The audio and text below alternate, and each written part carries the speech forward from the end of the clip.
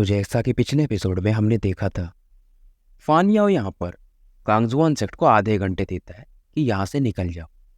अब आगे इसकी बात सुनकर के प्रिंस युवान सीधा फान याओ की आंखों में देखने लगता है और कहता है, तुम्हारे शब्द काफी बड़े हैं, पर क्या तुम उतने कैपेबल हो? अब ये देख करके लुलुओ थोड़ी चिंतित हो जाती है, क्योंकि फान याओ ये सच में काफी स्ट्रांग है। और जाओरू अपने मन में हंस रही थी कि ये लड़का काफी बेवकूफ।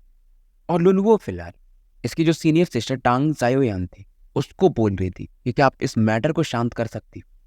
पर तभी बीच में जाओरू बोल देते कि इनसे हमारा मैटर है, क्योंकि इसका रिलेशन फानियाओ से अच्छा था तो ये खराब नहीं करना चाहती थी। इधर ये सब बात चल रही थी, वहीं दूसरी तरफ फान याओ युआन से कहता है कि तुमने मेरे जूनियर ब्रदर निंगमो को मारा है और तुम्हें क्या लगता कि हम लोग तुम्हें ऐसे ही छोड़ देंगे?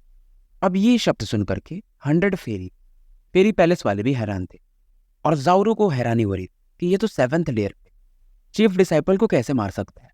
और लुलुओ इस दौरान कहती, मैंने आपको कहा था कि युआन काफी अमेजिंग है। इधर युआन भी हैरान था कि निंगमो मर गया, क्योंकि इसने इतना मारा पर इसे लगा नहीं था कि उसे मरना चाहिए था। पर फिलहाल ये भी कहा कि उसने भी हमारे बहुत सारे साथियों को मारा था, तो वो डिजर्व करता था मरना वैसे। और युवान इस समय फान याओ से कहता है, अगर फाइट करना है तो फाइट करो। और इस दौरान युवान फेरी पैलेस को इसमें खींचना चाहता है, पर तभी फान याओ हंस के कहता है कि फेरी पैलेस वाले हमारी तरफ से हैं। पर इधर फेरी पैलेस वाले ये बिल्कुल भी रिएक्ट नहीं कर रहे।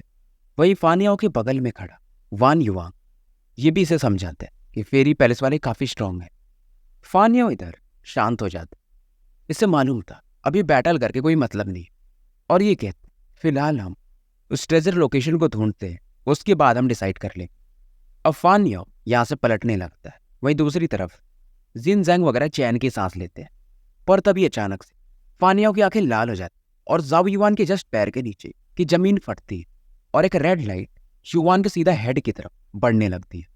किसी को लगा नहीं कि अचानक से फान याओ अटैक कर देगा। और सबसे पहले लुलुओ चिल्लाता कि जाओ युआन। फान याओ पहले से डिसाइड कर चुका था कि पहले कांगजुआन सेक्ट को निपटाऊंगा, बाद में फेरी पैलेस वालों को। तो जाते जाते इसने अचानक से एक अटैक किया था, जिसे कि ब्लड शैडो आर्ट कहा जाता है। युवान इस अटैक को देखता है, बाकी लोग हैरान थे, पर युवान एक अलग ही नजर से देख रहा था और बिल्कुल भी पैनिक नहीं करता है, क्योंकि अचानक से इसकी आंखों में एक रून चमकने लगा। वो था सेंट डिकोडर रून। और सेंट डिकोडर रून कोई भी अटैक को देख सकता कैसा किस प्रकार का अटैक है और उसकी कमजोरी क्या है। और युवान तुरंत ही अपने हाथों से इस अटैक को पकड़ लेता है। इसके हाथों में जेनेसिस की बाहर निकल रही थी और एक नॉइज के साथ ये ब्लड रेट अटैक क्रश कर देता है। और ये हंस के कहता, मुझे लगा नहीं कि चीफ डिसाइपल, वो भी 3rd रैंक, वो भी सेक्रेट पैलेस, ऐसा अटैक कर सकते हैं। इधर फान याओ भी हैरान था, क्योंकि इसका अटैक शायद अगर टांग जायोयान भी करीब थी तो शायद हैंडल नहीं कर पाते। बहुत सारे लोग इसके इस अटैक में फंस जाते, पर ये युवान पहला बंदा जो उसके अटैक को एकदम आराम से न्यूट्रलाइज कर दिया। अब इसे समझ में आता कि निंगमो क्यों प्रिंस युवान से हार गया था। और वहीं टांग जायोयान लुलुओ से कहती है, अब मैं समझने लगी कि यह बंदा क्यों इतना अमेजिंग है। तुम सही कह रही थी। इधर जाओरू ऐसे अच्छा तो नहीं लगता है, पर हैरान तो ये भी थी, पर फिर भी ये कहती ज्यादा बढ़ाने की जरूरत नहीं, एक ही अटैक तो रोका है और हम फिलहाल किसी का साथ नहीं दे सकते, हमें न्यूट्रल ही रहना पड़ेगा। पर फिर भी टांग जायोयान के मैं इतना तो समझ पा रही कि फांग याओ से ज्यादा प्रिंस युवान ही है, अगर ट्रस्ट करना ही है किसी पे तो। पर बीच में जाओरू बोलती है, मुझे वैसा नहीं लगता, हमें न्यूट्रल नहीं रहना चाहिए। और ये लुलुओ से कहती है कि पहले प्रिंस युवान अच्छा रहा होगा, क्योंकि तुम लोग दोस्त थे, पर 1-1.5 साल बीत चुके हैं, अब वो उम्मीद करना बेकार ही होगा। और इसका मन तो वही कह रहा था, अगर इसको चूज करना हो यानी जाओरू को, तो ये फान याओ को चुनेगी, क्योंकि फान याओ स्ट्रॉन्गर भी है और उससे ये पहले से जानती। वहीं दूसरी तरफ फान याओ और जाओ युआन का बहस चल रहा, पर तभी इनके बीच में टांग जायोयान आ जाती है। ये सही समय नहीं है फाइट करने, फिलहाल हम ट्रेजर लोकेशन की तरफ बढ़ते और दोनों फिलहाल इसकी बात मान लेते हैं। फिलहाल टांग जायोयान सभी से पूछती है कि तुम लोगों को इन्फॉर्मेशन मिला कहाँ से? युआन बताता है कि लिटिल थंडर गेट से। फान याओ भी हैरान था, इससे भी एक लिटिल थंडर गेट के बंदे से इन्फॉर्मेशन मिला। और टांग जायोयान की भी टीम को सेम, बेसिकली इन सभी ने थंडर गेट के बंदों को पीटा था तो इन्हें इन्फॉर्मेशन मिला था। और ये लोग अब डिस्कस करते हैं कि अंदर में एक लेक जिससे कि सिक्स कलर लेक कहा जाता है। और वहीं पर वो प्योर मिथिकल जेनेसिस एसेंस जो कि शायद सिक्स कलर का डिवाइन स्टेबलिशिंग ट्रेजर बना सकता है। और टांग जाओयान ये भी कहती है पर फिलहाल फोर कलर का डिवाइन स्टेबलिशिंग ट्रेजर होना चाहिए तभी अंदर जा सकता। युवान भी हाँ में सरे लगा क्योंकि इसका जो थ्री कलर डिवाइन ट्रेजर था वो लगभग फोर कलर में हो ही चुका और फान याओ के पास तो पहले से था। अब जाओयान कहती लेकिन एक और प्रॉब्लम, क्योंकि जहां पर मिथिकल इसेंस होता है वहां पर एक गार्जियन बिस्ट और यहां पर जो भी होगा क्योंकि सिक्स कलर लेक है तो काफी पावरफुल होगा। इस दौरान फानिया वो कहता है लेकिन हम इस लेक के पार्ट को यानी इसेंस को कैसे डिवाइड करेंगे। टांग जाओयान अभी बोलने ही वाले पर ये खुद ही बोल कि मेरा तो ये मन कि मैं 40% लूँ और आप भी 40% और बाकी कांगजुआन सेक्ट को 20%। जिनजैंग को गुस्सा तो आता है और ये बोलता है क्या तुम हमें भिखारी समझ रहे हो, पर युवान फिलहाल कुछ बोलता नहीं है। जाओरू अभी खुश हो गई थी, कुछ बोलने ही वाली थी पर टांग जाओयान इसे रोक देती है और ये खुद कहती है ये सही नहीं है क्योंकि ये समझ रही थी फान याओ जानबूझ करके कांगजुआन सेक्ट को नीचा दिखा रहा है। टांग जाओयान अभी युवान की तरफ देखती है तभी युवान हंस के कहता कि मैं तो ये कहता कि आप 45% रख लो, मैं 45% और बाकी 10% सेक्रेट पैलेस के पास। वान याओ को भी गुस्सा आता है कि क्या तुम मरना चाहते हो। अब जाओयान कहते क्योंकि हम सभी का अलग अलग मन तो फिलहाल हम बीस्ट को मारने के बाद ये सब चीजें डिसाइड कर सकते और उसकी बात फिर से ये लोग मान लेते। अब जब ये आगे बढ़ने लगा तो जाओरू फिर से धीरे से कहती कि टांग जाओयान वान याओ का प्रपोजल अच्छा था, 40% हमको मिलने वाला, पर तभी बीच में लू बोलती है पर युवान तो मैं 45% दे रहा था। जाओरू गुस्से में कहती है तुम्हें क्या लगता है कि युवान ऐसा कुछ कर पाएगा। और लुलुओ भी इस दौरान टांग जाओयान से कहती कि आप लोगों को लगता है कि फान याओ इतना अच्छा बंदा है, उसके एम्बिशंस 40% पे रुकेंगे। कांगजुआन सेक्ट को अगर गलती से वो खत्म कर दिया तो बाद में हमें भी खत्म कर देगा। फिलहाल जो थोड़ा बहुत फॉग था उसकी वजह से तीनों टीमें यहाँ पर कुछ समय तक वेट करती है। 2-3 दिन निकल चुके थे और यहाँ पर छोटे चड्डे बहुत सारे क्लैन इकट्ठा हो जाते, पर जब ये इन 3 बड़े क्लैंस को देख तो ये वैसे भी ज्यादा आगे आते नहीं। चौथे दिन फाइनली पूरी तरह से धुंध शांत हो जाता है और ये तीनों टीमें आगे की तरफ निकल जाती हैं। और फिलहाल जब ये इस जंगल से गुजर रहे तो यहाँ पर बहुत सारे जेनेसिस जो बीस्ट थे वो अलर्ट हो जाते और इन्हें कई सारे बीस्ट वगैरह से फाइट करना पड़ता है। और यहाँ पर थोड़ा बहुत ही सही पर मिथिकल जेनेसिस इसेंस था इन बीस्ट के अंदर, तो युवान अपने कुछ साथियों को इन्हें मार करके उन्हें इकट्ठा करने के लिए भेज देता है। और युवान भी इस दौरान फाइट कर रहा था तो गो होंगी से समझाती है कि अपनी जेनेसिस की को वेस्ट मत करो क्योंकि जो बाकी ग्रुप के कैप्टन्स हैं चीफ डिसाइपल्स वो ऐसा नहीं कर रहे और तुम्हें भी मालूम है ये बैटल असली नहीं है, आगे जो बैटल होगा वो होगा असली। पर युवान को फर्क नहीं पड़ता है, ये से समझाता है कि वैसे भी मैं जेनेसिस की यूज नहीं करने वाला हूँ, बस मैं जेनेसिस रून्स यूज करूँ, हालांकि उसमें स्पिरिट पावर यूज होगा पर उससे ज्यादा फर्क नहीं पड़ता है। अब जो कांगजुआन सेक्टर डिसाइपल्स थे वो काफी खुश होते हैं क्योंकि इन बीस्ट से फाइट करने के लिए युवान यहाँ पर कुछ बाउंड्रीज कुछ जेनेसिस रून्स यूज किए थे तो इनको काफी फायदा होता है। वहीं बाकी जो लोग थे अलग अलग सेक्ट के जैसे कि फेरी पैलेस वाले उनको काफी दिक्कत हो रही थी। और जाओरू ये देखकर कहती है ये एक्टिंग कर रहा है। फान याओ मन ही मन कहते बनना है हीरो बन लो, आगे तो मैं तुम्हें बताता हूँ। वही टांग जाओयान कहते जाओयुआन काफी होशियार है, पर जाओरू हंस के कहती है इसमें होशियारी की क्या बात, वो अपनी ऑरा यहीं पे यूज कर लेगा तो असली बैटल में उसी को दिक्कत होगा। पर तभी टांग जाओयान कहती क्या पता उसको अपने में काफी भरोसा तो उसे फर्क नहीं पड़ रहा हो। जाओरू हंस के कहती आपको उस पर काफी भरोसा है। अब फिलहाल इन बीस्ट को मारते हुए तीनों की टीम आगे बढ़ और सामने में एक गड्ढा सा दिखाई देता और ये गड्ढे में ही बेसिकली एक लेक और ये लेक 6 कलर के रंगों से चमक रहा था और यहाँ पर लोग मिथिकल जेनेसिस एसेंस फील कर सकते थे। जाओयुआन जिंगजांग आगे खड़े थे और एक अलग ही पावर ये नीचे से फील कर सकते थे। जिनजैंग भी कहता है इस लेक के नीचे एक पावरफुल जेनेसिस बीस्ट और शायद यही यहाँ का गार्जियन बीस्ट भी है। और इस समय चाहे वो युवान हो या बाकी 2 टीमों के चीफ डिसाइपल्स इस लेक पर अटैक करते हैं और नीचे से एक सांप वाली आवाज करके बाहर आती है। ये बेसिकली एक ब्लैक पाइथन था और इसके आसपास 2 और सर थे पर ये पूरी तरह से नहीं बने थे, यानी एक इल्यूजन टाइप। बेसिकली ये 3 हेडेड पाइथन था। और फिलहाल सभी चीफ डिसाइपल्स ये तो समझने लगे कि इस बीस्ट को हराने में काफी मशक्कत जाने पर, इवन तीनों टीम को मिलाकर भी। और टांग जाओयान भी फाइनली बोलती है मुझे लगा नहीं इसका चेहरा थोड़ा अगली हो चुका कि ये 3 हेडेड पाइथन हो। अब ये लोग सोच ही रहे थे, तभी आवाज आई कि अभी इसके पास 3 स्पिरिट हैं, अगर वो फ्यूज हो गए तो शायद हम इसे हरा भी ना पाए, तो हमें जल्दी से इसे स्प्लिट करना पड़ेगा। ज़ाओरू हंस के कहती कि बकवास बंद करो, इसके शैडोज को हम डिवाइड कैसे करेंगे, ऐसा तो मैंने कभी नहीं सुना है। युवान भी हंस के कहता है, अगर तुमने नहीं सुना है, अगर तुम्हें नहीं पता है तो तुम्हें बोलना भी नहीं चाहिए। पर टांग जाओयान ये एक्साइटेड हो जाती है, इससे समझ में आ जाता और ये युवान से पूछती कि क्या तुम्हारे पास कोई तरीका है कि इससे हम डिवाइड कर सके। युवान भी बोलता है, हाँ मेरे पास एक जेनेसिस बाउंड्री है जिसकी मदद से हम ऐसा कर पाएंगे। ये वही जेनेसिस बाउंड्री था जिसको कि इसे याओयाओ ने सिखाया था और इसकी मदद से इसने स्वॉर्ड पीक वालों को रोक के रखा था।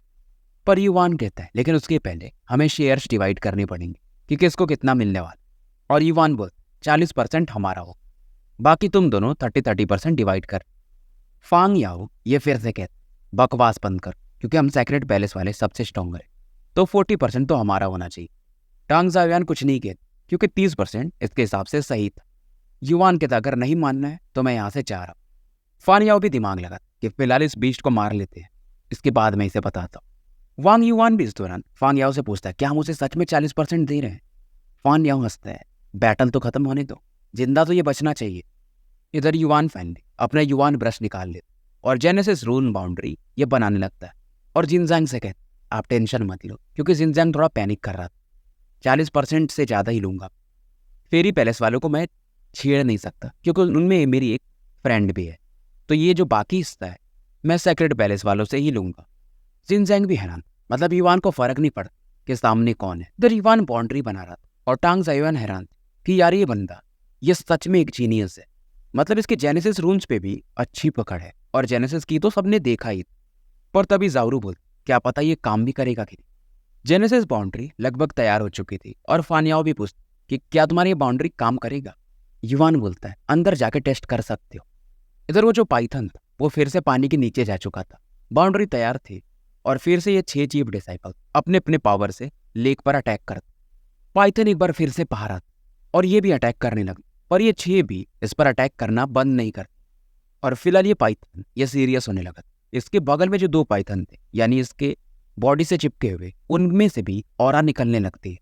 युवान वगैरह इस पावरफुल प्रेशर के कारण थोड़ा पीछे हटना पड़ा और ये अभी भी अपना फुल पावर यूज नहीं कर रहे थे। इनका मेन मकसद ये था कि पाइथन को पहले 3 भागों में बांट लिया जाए, क्योंकि इसके पास 2 और धड़ है, नहीं तो अगर ये मेन बॉडी से मर्ज हो गया तो इसे हराना लगभग असंभव के जैसा हो जाएगा। फानियाओ को भी लगा ये पाइथन थोड़ा होशियार है। वहीं अचानक से प्रिंस युवान इस पाइथन की आंखों पर अटैक करने लगता है और क्योंकि युवान ने एक होशियारी किया, ये इसने जो अटैक किया था फानियाओ की तरफ जाके किया, तो फिलहाल ये बीच फानियाओ पर अटैक करने लगता है और फानियाओ चिल्लाता भी है कि तुम मुझे फंसा रहे हो। अब फानियाओ भागता है और ये बीस्ट इस पर अटैक करना शुरू कर देता है और साथ में ये इसे फॉलो करने लगता है। पर इसी समय इस चक्कर में ये बीस्ट फाइनली उस बाउंड्री के रेंज में आ चुका था और फानियाओ चिल्लाता है कि युवान जल्दी से बाउंड्री एक्टिवेट करो। और युवान स्माइल कर रहा था क्योंकि इससे भी मजा आ रहा था कि बीस्ट जो है फानियाओ को अच्छा खासा पीट रहा था। पर युवान यहाँ पर हैंडसील बनाता और स्पिरिचुअल पावर पूरे एरिया को घेरने लगता है और ये जो जेनेसिस रून बाउंड्री ये अलग अलग कई भागों में बढ़ जाती, क्योंकि टेक्निक इतनी खतरनाक कि पाइथन की बॉडी अपने आप 3 भागों में बढ़ जाती, यानी इसके दोनों स्पिरिट इससे अलग हो चुके थे। अब जो मेन बॉडी थी वो इस बैरियर को तोड़ने की कोशिश करती है, पर पाइथन ऐसा कर नहीं पाता है। टांग जाओयान फिर से युवान की तारीफ करती है कि आपका परफेक्शन है जेनेसिस रून बाउंड्रीज। वहीं दूसरी लड़की ज़ाओरू अब ये तो कुछ बोल ही नहीं पाती। अब फिलहाल ये बाकी 6 लोग यानी चीफ डिसाइपल्स इकट्ठा हो जाते और जो मेन पाइथन बॉडी थी उस पर अटैक करने के लिए तैयार थे, क्योंकि जब तक वो 2 पाइथन शैडोज अलग है तब तक ये उतना स्ट्रांग नहीं है। सभी इस समय अपना फुल बैटल पावर यूज कर रहे थे और पाइथन धीरे धीरे अच्छा खासा इंजर्ड हो चुका था, इसकी बॉडी से लगातार ब्लड बह रहे थे। इधर ये पाइथन लगातार इस जेनेसिस वॉल पे अटैक कर रहा था, वही युवान भी अपने जेनेसिस ब्रेकर्स इसके अटैक को डिसॉल्व कर रहा था और एक घमासान बैटल यहाँ पर चालू थी। क्योंकि मेन पाइथन बॉडी अच्छी खासी इंजर्ड थी, तो ये अपने उस वाली आवाज में बाकी जो पाइथन बॉडीज थी उन्हें बुलाने लगती और दोनों पाइथन शैडोज मानो बैरियर्स को तोड़ के जो अलग अलग भागों में बटे थे यहाँ पर आ जाएंगे। युवान भी चिल्ला कि सभी अपना फुल पावर यूज करो, मैं अकेले ये नहीं कर पाऊंगा। वही जो मेन पाइथन बॉडी थी वो अपने पूंछ से और बाकी भी पावर इन सभी को रोकने लगा ताकि उसके दोनों शैडोज यहाँ पर आ जाए। अब बाकी लोगों को टेंशन होने लगा था कि अगर वो दोनों बॉडीज वो मर्ज हो जाएंगी तो इनको कुछ नहीं मिलने वाला था। हालांकि पाइथन की बॉडी से लगातार ब्लैक ब्लड गिर रहा था, पर इसे फर्क नहीं पड़ता है। ये इनके अटैक्स को ले रहा था और इस समय आसपास का स्पेस जो था उसमें डिस्टॉर्शन होने लगा और दोनों पाइथन बॉडीज फाइनली यहाँ पर प्रकट हो जाती है। जिनजैंग भी चिल्लाता है कि रोको उन्हें, पर शायद अब लेट हो चुका था और जो मेन पाइथन बॉडी थी अब इन सभी की तरफ एक अलग ही लुक से देखती है कि बस मैं तुम्हें बताता ही हूँ। वांग युआन भी चिल्लाता कि अब तो कुछ नहीं हो सकता और सभी लोग अब यहाँ से पलट के पीछे जाने लगते हैं। अब इन्हें देख करके टांग जायोया, ज़ाओरू वगैरह भी यहाँ से अपनी टीम को लेकर निकलने लगते। जिनजैंग भी कहता है कि युवान हमें निकलना चाहिए, पर युवान इसकी बात को अनसुना सा कर देता है और फिलहाल इसकी नजर इस चोटिल पाइथन की बॉडी पर थी। युवान इस समय अपने युवान ब्रश को निकाल के था और ये कहता इरोड, और जैसे ये बोल पाइथन की बॉडी में एक हलचल होती। पाइथन की बॉडी में मानो कई सारे बाल के छोटे छोटे चोट हो और ये युवान के युवान ब्रश जो कई सारे रेजे निकलते हैं, जो इसका थर्ड या फोर्थ पावर है इरोड वाला, ये वो पावर था। तो जब भी युवान अटैक करता था पाइथन की बॉडी में उसका कुछ हिस्सा चला जाता था और फाइनली ये चीज पाइथन भी सेंस कर लेता है। इसकी बॉडी में एक अलग ही पेन होने लगा। फिलहाल इस पाइथन से बाकी दोनों पाइथन मर्ज हो चुके थे, पर ज़ाओ युआन तभी बोलते एक्सप्लोड, और अचानक एक खतरनाक लेवल का एक्सप्लोजन होता। पाइथन की बॉडी एक्सप्लोड कर जाती है। फान याओ, टांग जायोयान जो कि अब जाहिर है अचानक से पलट के देखते, इन्हें विश्वास नहीं हो रहा कि युआन ने उस पाइथन को आखिरी समय पे मार दिया। और वही कांगजुआन सेक्ट वाले काफी ज्यादा एक्साइटेड थे। युवान भी बाकियों की तरफ देखता है, अरे तुम लोग तो जा रहे थे। टांग जायोयान थोड़ा सा एम्बेरसमेंट फील कर, और फान याओ को तो फर्क नहीं पड़ता, वैसे भी आदमी जहरीला था। युवान आगे कुछ बोलने वाला था, तभी अचानक से लेक के सेंटर की तरफ इसकी नजर पड़ती है। इसकी ही नहीं, टांग जायोयान फान याओ भी देखते हैं और ये हैरान थे कि सामने में एकदम बीच में एक इन्हें पेड़ दिखाई दे। अब ये जो ट्री फ्रूट बाहर आता है ये पानी के नीचे से आता है, यानी कि लेक के नीचे से कई सारे फल लगे, जैसे कि 2 कलर के, 3 कलर के, और ये सभी डिवाइन ट्रेजर जो कि डिवाइन ड्वेलिंग बनाने में मदद कर सकते थे। बेसिकली मिथिकल इसेंस को एब्जॉर्ब करके ये फ्रूट बने, तो वो मेहनत नहीं करनी, ये मिथिकल इसेंस एब्जॉर्ब और अपनी बॉडी में ये ट्रेजर्स बने बनाए मिल रहे फ्रूट्स के फॉर्म में। इनमें कई सारे 5 कलर के भी फ्रूट्स थे, पर कोई भी 6 कलर का फ्रूट नहीं, तो युवान को थोड़ा अच्छा नहीं लगा। इधर जो बाकी छोटे छोटे क्लैन थे वो भी यहाँ पर पहुंच जाते। अब युवान यहाँ पर बोलते, जैसा कि हम अग्री किए थे, तो 40% हिस्सा मेरा होगा, यानी हमारे कांगजुआन सेक्ट का, बाकी आप लोगों का। पर तभी फांग याओ बोल कि हम इसके बारे में डिस्कस नहीं किए, हम बस लेक के बारे में डिस्कस किए। टांग जायोयान को तो कोई प्रॉब्लम नहीं, पर ये फान याओ ये मानने को तैयार नहीं। और फान याओ हंस के बोल कि वैसे भी हम अलाउ कर चुके हैं तुम्हें कि तुम इस लेक का 40% हिस्सा ले सकते और वहाँ का मिथिकल इसेंस एब्जॉर्ब कर सकते, पर यहाँ पर नहीं, यहाँ पर तो मुझे 50% चाहिए और 50% फेरी पैलेस वाले को, मतलब तुम्हें कुछ नहीं मिलना चाहिए। तो ये यहाँ पर फेरी पैलेस को अपनी तरफ एक बार फिर से मिलाने की कोशिश कर। युवान भी कहता है मतलब तुम मानोगे नहीं। फान याओ, ज़ाओरू और टांग जायोयान की तरफ देख कि अगर आप मेरे साथ कोऑपरेट करो तो 50% आपका। ज़ाओरू तो काफी खुश हो जाती है, पर टांग जायोयान ये समझती थी और टांग जायोयान कहती भी कि हम तीनों ने मिलकर काम किया है, तो ऐसे अकेला सही नहीं रहेगा। फान याओ थोड़ी देर सोचता है और कहता है कि सीनियर सिस्टर जायोयान, आप लगता है उनके बारे में ज्यादा सोचते, मैंने ट्राई किया पर अब मुझे मत बोलना। इधर इनका जो ग्रुप था सीक्रेटली बात कर रहा था, तो जिनजैंग और युवान का कुछ समझ में नहीं आया कि चल क्या रहा है, और जिनजैंग को ये लगा कि ये दोनों शायद एक दूसरे से मैचअप कर रहे हैं। पर टांग जायोयान समझाने की कोशिश करती है, पर जैसे ये बोलने वाली थी तब तक फान याओ की बॉडी से एक पावरफुल ऑरा निकल, ये एक पंच बना और अचानक से गायब होकर ज़ाओरू पर अटैक कर देते। ज़ाओरू इसे कभी लगा नहीं कि फान याओ इस पर अटैक करे, और जब तक ये ब्लॉक कर पाती, क्योंकि अचानक से अटैक हुआ, वो पंच इसके बैक पर आके लगता है। पावरफुल अटैक के कारण ये सीधा खून की उल्टी करने लगती है और लेक में जाके गिर जाती है। युवान खुद शॉक्ड था कि यार ये पंच ये सच में काफी विशियस है, इसे छोड़ना मतलब खतरे को मोल लेना होगा। और फान याओ अब टांग जायोयान की तरफ देख कि तुम लोगों ने मेरी बात नहीं मानी, तो अब यही होना, और तुम भी ज़ाओरू के साथ और ज़ाओ युआन सभी लोग यहीं पे मरने वाले हो। इधर फेरी पैलेस वाले भी काफी गुस्सा हो जाते कि हमारी सीनियर सिस्टर ज़ाओरू को मार, हम इन्हें नहीं छोड़े, और एक बैटल शुरू हो जाता, सैक्रेड पैलेस वर्सेस फेरी पैलेस। ज़ाओ टाई लू यान वगैरह युआन से पूछते कि करना क्या, गुओंगी सीधा कहती कि फेरी पैलेस का साथ देंगे और क्या। तो कांगजुआन सेक्ट के भी डिसाइपल्स इस बैटल में शामिल हो जाते। इधर फानियो काफी होशियार था। बाकी जो छोटे छोटे सेक्ट के लोग थे उन्हें अट्रैक्ट करता है कि जो भी मेरा साथ देगा उन सभी को डिवाइन स्टेब्लिशिंग ट्रेजर मिलेगा मैटर पूरा होने के बाद। पर कई सारी टीम इसमें पार्टिसिपेट नहीं करना चाहते थे क्योंकि उन्हें मालूम कि सैक्रेड पैलेस वाले कैसे होते। फिर भी कुछ सेक्ट इसमें शामिल हो ही जाते। माहौल काफी धीरे धीरे और भयंकर होते जाता है और टांग जाओयान ये काफी गुस्से में थी और कहती भी कि मुझे लगा ही था कि तुम सैक्रेड पैलेस वाले तुम मानोगे नहीं। फानिया फिर भी एक्टिंग करना कि मैंने तुम लोगों को अलायंस बनाने के लिए बोला पर मेरी थोड़ी गलती है, तुम मानोगे नहीं। फानिया थोड़ा अफसोस कर रहा कि जाओरू को तो दिमाग नहीं है, इसे एक्चुअली में टांग जाओयान को पहले मार रहा। पर टांग जाओयान ये शुरू से फानियाओ से थोड़ी दूर खड़ी रहती क्योंकि इसे मालूम इधर टांग जाओयान जाओ युवान की तरफ देख कि हमें साथ में काम करना चाहिए। युवान बोलता है ये तो मैं पहले से बोल रहा था। टांग जाओयान पीछे आती है और युवान के साथ खड़ी हो जाती। बगल में जिन जैंग भी। फानियाओ को फर्क नहीं पड़ता है, इसके बगल में वांग युवान तो खड़ा।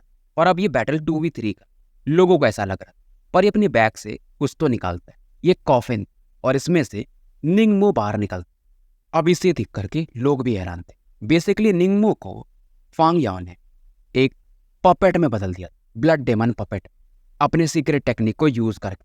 टांग जाओयान या कोई भी इवन युवान हैरान था, यार अपने फेलो डिसाइपल के साथ कोई ऐसा कैसे कर सकता। पर फानियाओ को फर्क पड़ता नहीं है और फानियाओ हंसता है कि मेरा जूनियर ब्रदर निंग काफी खुश हो कि मैंने उसका अभी भी यूज कर उसके मरने के बाद। और हमारे सेक्रेट पैलेस के एल्डर उन्हें भी अच्छा लगे कि चलो जीते जी ये कुछ नहीं कर पर मरने के बाद एटलीस्ट काम तो आ रहा है। और फानियाओ हंस के कहता है कि चीफ डिसाइपल युवान तुम्हें अभी भी लगता कि तुम इस बैटल को बदल सकते। और फानियाओ फिर से टांग जाओयान को समझा रहा कि तुम्हारे ये साथी तुम्हारे किसी काम के नहीं है, अभी भी तुम पलट सकती हो। पर तभी युवान आगे आता है कि निंगमो भी यही बात कह रहा था।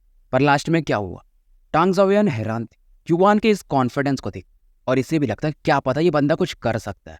और युवान इस समय इन दोनों को बोलता कि एक वांग युवान को देख लो और एक पपेट को देख और फानियाओ इससे तो मैं फाइट करूंगा। टांग जाओयान फिर भी इसे समझाती कि सावधान रहना, वो बहुत धूर्त बंदा है। युवान भी हाँ में सर हिलाता है और फिलहाल अपने युवान ब्रश को निकाल लेता। युवान ब्रश अचानक से ग्रो करने लगा और एक हेवन जेनेसिस वेपन में बदल जाता। फानियाओ कहता अच्छा तो हेवन क्लास का जेनेसिस वेपन। और पलक चपकते इसके हाथ में भी एक क्लॉथ जो कि हेवन क्लास का ही जेनेसिस वेपन जो कि बोन का बना हुआ। युवान इस समय अपने युवान ब्रश में पावर भरने लगा और इसके पीछे में जेनेसिस की स्टार्स दिखने लगा। फानियाओ कहता अच्छा तो अल्फा 7th लेयर और जेनेसिस की स्टार अभी से मर्ज कर चुके हो तभी तुम इतने कॉन्फिडेंट। फानियाओ भी अपने जेनेसिस की स्टार्स रिलीज कर जो कि युवान से भी ज्यादा स्ट्रॉन्गर। और पलक चपक ये दोनों अपने अपने जेनेसिस वेपन से एक दूसरे से फाइट करना शुरू कर चुके थे। इसी बैटल पे डिपेंड करता था कि कौन यहाँ से आगे बढ़ेगा और किसका सफर यही बेखत्म होगा। तो स्टोरी यहीं समाप्त करते हैं और मिलते हैं फिर कल एक नए वीडियो के साथ।